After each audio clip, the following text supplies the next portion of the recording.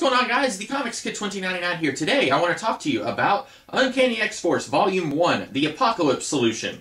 This collects the first 4 issues of the 2011 Uncanny X-Force series, as well as a short story called The First Day of the Rest of Your Life. That is written by Rick Remender with art by Leonardo Manca, or Manca, I'm not sure. And the rest of it, the other 4 issues, are illustrated by Jerome Opeña. And at first, I wanted to talk about this whole run in one big video. Kind of like about a year ago, I talked about Brian Michael Bendis' X-Men run in one video. And then I read this book, reread this book, and I realized there's a lot that I want to talk about here, and I don't know if I can fit everything about this run into one video. I was afraid that I was going to forget something important, so instead, I'm just going to talk about each volume in this run in its own video. And so here we have characters Wolverine, Angel, also sometimes known as Archangel, Psylocke, Deadpool, and Phantom X. They are secretly X-Force. At this time, the X-Men are living on Utopia Island, which is their own little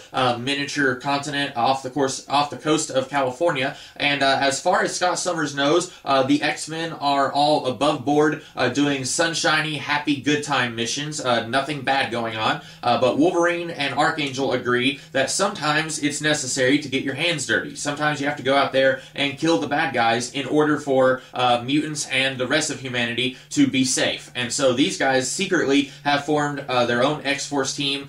This is technically spinning out of the events of Second Coming, which was a big crossover event in, I think, 2010. At the very end of that, we see this team all in a big group shot on one of the last pages of the story, but you don't have to read Second Coming to read this.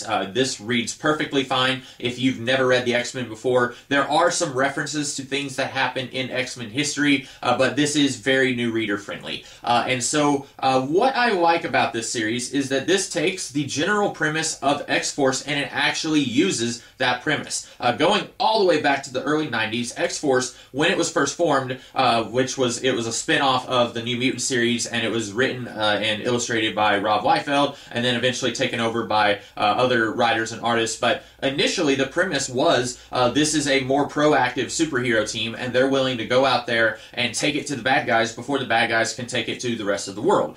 In theory, that was the premise. But then you read those issues, and there isn't a whole lot of that. They are as proactive as any other superhero team, and they're not really going out there and taking it to the bad guys before the bad guys can take it to them. They're pretty much just doing what every other superhero team would do. You look at the very first issue, and Shatterstar cuts a guy's hand off, and Feral breaks a bad guy's jaw, and that's about it. Yes, that is pretty graphic and violent, but it's not like this. This is saying, look, there's bad stuff out there. We can't always be playing by the rules that Cyclops has laid down for us. We have to break the rules if everyone that we know and love is going to be safe and live. And so I like that this is actually running with that concept, and it's actually saying, look, whenever you do that, you're going to have to pay the consequences. And that, slight spoilers, definitely spoilers for this volume, but maybe some spoilers for future volumes. It's going to be really difficult for me to talk about individual volumes without also talking about what happens later on in future volumes. But the idea that these guys feel like this is what we have to do, and sometimes it's not going to be pretty, as we see in this book. We have to do this, and then everything will be fine. And then they find out, no, wait, that's not really true. Going all the way up into the middle of Rick Remender's Uncanny Avengers run, they are still facing the consequences for what happens in this volume. So, spoilers here. If you want to read this series, I highly recommend that you go do it. I think that the first volume does start off a little slow, but then once you read the end of this, you're definitely going to want to check out the rest of this run, and I think it just keeps getting better and better the further you get into it. There might be a little bit of a hiccup around the middle of the run, but overall, I think this run is very good. So if you don't want any more spoilers here, go ahead and find The Apocalypse Solution and check it out, read it. So now I'm going to be talking a little bit of spoilers. So like I said, you have this team of X-Men. They have formed this X-Force unit, and Archangel, he has had Deadpool out there looking for Clan Akaba, which were the followers of Apocalypse, going all the way back to the end of Peter Milligan's X-Men run, which was around 2006 or so, Apocalypse vanished from the face of the Earth. He was floating out in the middle of outer space, and then the Celestials said, hey, we want to talk to you. The Celestials, they are responsible for giving Apocalypse a lot of his really cool fancy technology, like the ship that he had in the X-Factor's run in the 80s, the X-Factor run in the 80s. That was a Celestial ship, and so the Celestials basically said, hey, we're not too happy with how you've been doing things, and then that's basically the last time that we saw that version of Apocalypse for a very long time. I think now, in the House of X, Powers of X era of the X-Men where they're living on Krakoa, Apocalypse is back now, but that's, over 10 years later, about, almost 15 years later. But anyway, at this time, Apocalypse was nowhere to be seen, but Apocalypse's followers were still active, and they were trying to recreate or resurrect Apocalypse. And I don't think technically Apocalypse was dead, unless maybe he did die, and they revealed that recently, I don't know. But anyway, Archangel, he is having Deadpool go out there looking for any traces of Clan Akaba, because back in the 1980s, in the X-Factor run, Angel, his wings were damaged, and then they had to be amputated, and then Apocalypse came to him and offered him a chance to get his wings back in exchange for his services. And so Apocalypse turned him into Archangel. His skin was blue, his wings were metal, and then from that point forward, he was never really the same. By the time he rejoined X-Factor, he was friends with them, but he was much more cold and aloof. And then by the time you get into the X-Men stuff in the 90s, he's a little bit lighter, a little bit more the old Warren that everyone knew and loved, but he was still chasing some demons that had come to him when he made his alliance with Apocalypse. And here, he is still struggling with that. For a little while now, before this run began, Angel was able to go back and forth between being blue metal wings Archangel and white skin feathery winged regular Angel. And that was going on at least since Secret Invasion, I think, was when at one point he made a switch there. And I don't remember exactly when it was fully revealed that he could do that, because for a while he was just regular Angel. In Chuck Austin's run in the early 2000s, he already had his feathery wings. I think he had lost his metal wings before Chuck Austin's run, and then he lost his blue skin there. So he was back to being just regular Angel with healing powers, admittedly. But then at some point he was able to kind of make a transformation, kind of like Hulk, I guess. Here, Angel is in a relationship with Psylocke, and that's something that has its roots back in the 90s, and then I guess they got back in a relationship sometime after she came back to life in the mid-2000s, but she is here. The reason she's part of Uncanny X-Force is to keep Archangel in line, because when Warren becomes Archangel, he's a little bit colder, a little bit more brutal, and he's not sure if he can control himself. In fact, he is afraid that he is going to go back and join Apocalypse again, and there's still that voice whispering to him that he needs to go and rejoin Apocalypse's forces. And so he wants Betsy, Psylocke, to kind of keep him in line. But anyway, Deadpool discovers Clan Akaba, where they are, and they are planning to resurrect Apocalypse. And so then the rest of the X-Men, or the X-Force team, they get out there, and then they get their butts handed to them, and then they are able to track down Clan Akaba again. And by that point, we find out that Apocalypse is not an evil, fully grown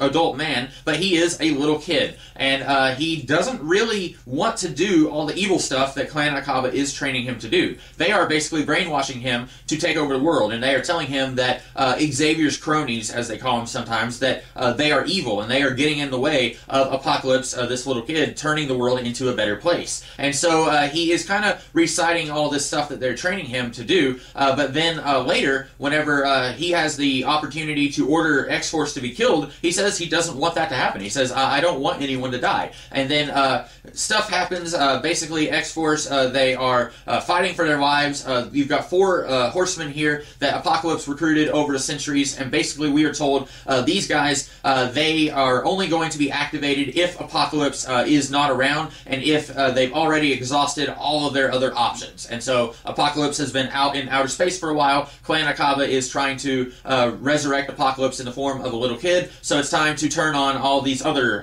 horsemen. And there's one who kind of looks like a Minotaur, who is from ancient Rome, I think, or maybe Greece. There's one guy who is a Persian. He was the illegitimate son of a king. There is a lady who is a geisha, and then there's a guy from the American Civil War. And at first, when you see these guys, they don't really have a lot of personality. They all have kind of interesting powers once you find out a little bit more about them, but they basically just look like mindless, silent bad guys that are fighting the X-Force team. But then you get an issue that's getting into their backstories, and I love all of them. Once you get a little bit of their backstory, it's not even a lot. It's just a few pages for each one, and then you feel like you really know these characters. Reminder and Opinia do a really excellent job bringing these nothing characters to life in less than half an issue. That's 4 characters that they really do a lot to enliven with the story. So I really like these characters, and if you were thinking like, well, that doesn't make sense. If these guys were around, why didn't Apocalypse awaken them back when we first saw him in the X Factor series? Well, as I understand it, Apocalypse didn't want to wake these guys up until it was absolutely necessary. Maybe he thought that as long as he was around, he could have other less powerful horsemen to kind of answer to him, and then he wouldn't have to worry about them rebelling against him or something like that. I don't know. It's not really explained, and I'm fine with that. But anyway, eventually Psylocke finds out that Apocalypse is actually a little kid, and then the other X-Force group, the rest of the X-Force team, they get there, and they're ready to kill the kid, and Psylocke says, no, it's a little kid. You guys are not going to kill him. We can train him. We can raise him to be a better person. He doesn't have to succumb to his nature that these guys were trying to make him succumb to. And at first there's a little bit of argument, and finally Warren, he's saying we have to do this. At first Wolverine agrees with Warren, and then he says, no, I agree with Psylocke. And then Warren is about to kill the kid, and then he breaks down in tears. He says, I can't do it. And then Phantom X kills the kid. And that's the end of this volume. Like I said, huge spoilers here. This thing, it's going to have huge ramifications for the rest of this run, and even ramifications into Uncanny Avengers by Remender as well. I really like this book. Like I said, a little slow at first. Once you get to the kid dying, then things really start to pick up. I did like the introduction of this group of horsemen, but a lot of this volume is just X-Force fighting the horsemen and trying to get to Apocalypse. You get 3.5 issues of that, and then finally things get really juicy and really meaty at the end of the 4th issue. You also have the first day of the rest of your life, which was collected in Wolverine: The Road to Hell, and you might be thinking, oh, I'm just going to read the series digitally online, or I'm just going to go back issue hunting and get all the issues in singles. I would strongly recommend that you get that Wolverine: The Road to Hell book, because thematically it is very important throughout the rest of this run. Basically, it's just a few pages long. It's Wolverine talking to Phantom X. Phantom X, if you're unaware, he was introduced in Grant Morrison's new X-Men run. He is Weapon 13, I think, or Weapon 14, I can't remember. Maybe Weapon 12. He's one of the weapons of Weapon Plus. Weapon Plus basically is a retcon that was responsible for all these characters in the Marvel Universe. Captain America, Nuke, Wolverine is Weapon 10, or Weapon X, the Roman numeral for 10, and then Phantom X is a later project of the Weapon Plus program. And basically, these two are talking about why we're doing this. And Wolverine, he knows why he's doing it. It's a dirty job, but someone's got to do it. But he's kind of talking to Phantom X about, why are you doing this? And he says, you are programmed to kill. That is what the Weapon Plus program wanted you to do. And so now you have tricked yourself into becoming this faux French master thief so that you can basically distract yourself from your true programming. And he says no one can escape their true nature, or something like that. And that is going to be a huge part of this whole run. It's a huge part of this volume where this kid, his true nature, what is it? Is it what Clan Akaba was training him to do, to exterminate the X-Men and take over the world? Or is his true nature to be a little bit nicer? Because we see that when the X-Men are at his mercy, he doesn't want to kill them. So this is kind of battling with that. Can someone get away from what's inside? And then you've got a little bit of that with Angel, because he's got what Apocalypse programmed into him, and even though over the years it seemed like he was able to get away from all that, it came back. So you've got Wolverine, who briefly was a Horseman of Apocalypse, and I do wish that this volume got into that a little bit more. I wish that you could have had a conversation where Wolverine takes Warren aside and says, look, I've been there. I was also a Horseman of Apocalypse. I can still hear him whispering in the back of my mind, too. Because there's one point where Wolverine has the rest of the team practicing to kill Angel. Basically because he's afraid that Angel isn't going to have what it takes when they get out in the field, and he might betray them, or he might just not be fully committed committed to the job, and so he wants all of them, specifically Psylocke, to practice killing Angel. And at that point, whenever Angel is kind of taking his anger out on Wolverine a little bit, saying, "You don't trust me," Wolverine should have said, "Look, sometimes I don't trust myself." Maybe he could have said, "I've also got Psylocke and Deadpool training to kill me if it comes down to it, because I've also been a Horseman of Apocalypse." And they do reference that a little bit here, but I wish they got more into that, because that's something that these two guys have in common.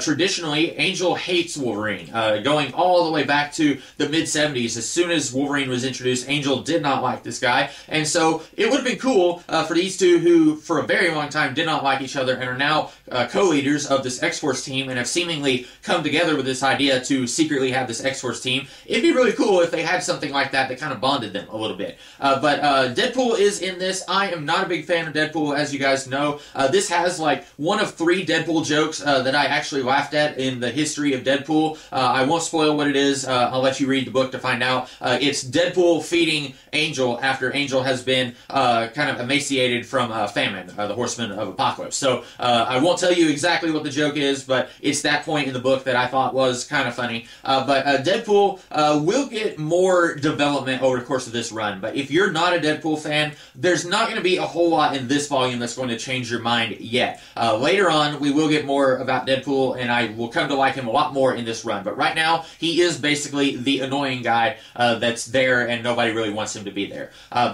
Anyway, that's about it for this volume. I like this quite a bit. Remender is setting up Psylocke to kind of become, I think, his favorite character. I haven't heard him say that, but you look at some of the later stuff in this series, and Psylocke definitely feels like she gets the most screen time and the most development, and it kind of reminds me of in the 80s, whenever Chris Claremont would give characters like Storm, Kitty Pryde, and Rogue, he would really put them through the ringer and really kind of put them front and center in the X-Men stories that he wrote, and I feel like Remender is kind of doing the same here. Before this book, I wasn't a huge fan of Psylocke. I thought she was okay, but I was never just like, yes, I love Psylocke. This run really made me like Psylocke a lot more. And again, kind of like Deadpool, you're not getting a whole lot with her here. You did get a few conversations between her and Archangel, or just regular Angel rather, but she doesn't get just a whole lot to do yet, but she will get more development and more stuff to do later on in this run, and I am really looking forward to really seeing the trajectory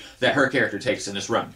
So that's about it for the Apocalypse solution. I will, over the next few days and weeks, be talking about the rest of this run. I hope you guys will check out those videos, and in the meantime, I am the Comics Kid 2099. Have a good one.